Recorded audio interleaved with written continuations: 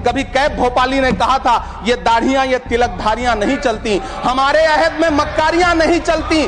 दिलों को हम कबीले वालों के दिल जोड़िए मेरे सरदार, सरों को काट के सरदारियां नहीं चलती। जब मैं सऊदी के क्राउन प्रिंस मोहम्मद सलमान को प्रधानमंत्री जी को गले लगाते हुए देखता हूं तो सोचता हूं कि काश प्रधानमंत्री जी अपने देश के गरीब भारतीय मोहम्मद सलमान और मोहम्मद तमीम को इसी तरह अपने पन का एहसास दिला पाते।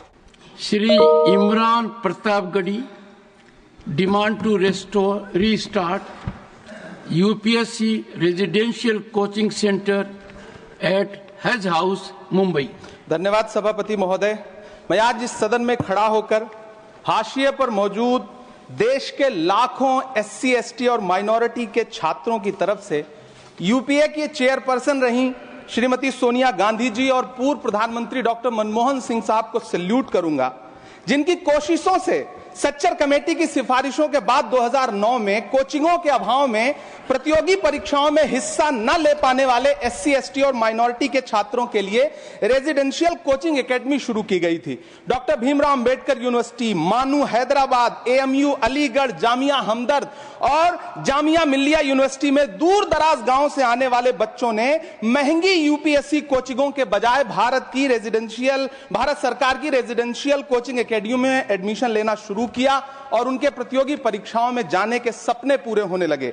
इसी से प्रभावित होकर मुंबई के हज हाउस में 2009 में एक कोचिंग सेंटर शुरू किया गया, जिसके लिए सरकार से कोई फंड नहीं लिया गया, बल्कि हाजियों के रजिस्ट्रेशन फीस और सर्विस चार्जेस से बनने वाले हज कमेटी के कॉर्पस के एक हिस्से से इसे शुरू किया गया। तकरीबन 10 साल शानदार तरीके से चलने वाले इस कोचिंग सेंटर के रिजल्ट भी बढ़िया रहे। कई IAS दिए, IPS दिए, महाराष्ट्र की स्टेट सर्विसेज में बच्चे सेलेक्ट होने लगे।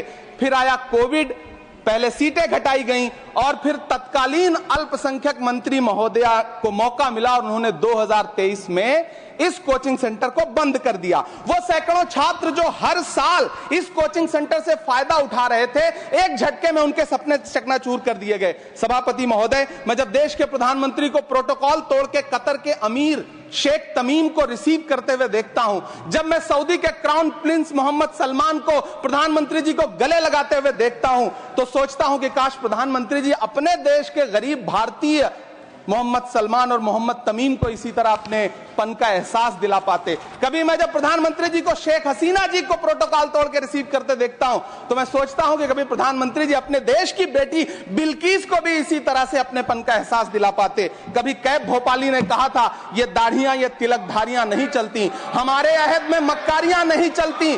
दिलों को हम कबीले वालों के दिल जोड़िए मेरे सरदार, सरों को काट के सरदारियां नहीं चलती। सभापति महोदय, मेरा अल्पसंख्यक मंत्रालय से अनुरोध है कि हाजियों के पैसे से चलने वाले हज हाउस कोचिंग के कोचिंग सेंटर को फिर से शुरू किया जाए। न सिर्फ शुरू किया जाए बल्कि उसकी सीटें भी बढ़ाई जाएं। जब पैसा सरकार को नहीं देना है बल्कि हाजियों का जो कॉर्पस सैकड़ों करोड़ रुपए के रूप में इकट्ठा है, उससे इसको चलना है कोचिंग सेंटर को, तो फिर इस कोचिंग सेंटर को चलाने में और देश के बाकी हज हाउसेज में इसे शुरू करने से सरकार को परेशानी क्या है। मेरा अनुरोध है, यहां मंत्री महोदय बैठे हैं, अल्पसंख्यक मंत्री, कि कृपया संज्ञान लें। देश के लाखों छात्र आपसे गुजारिश कर रहे हैं।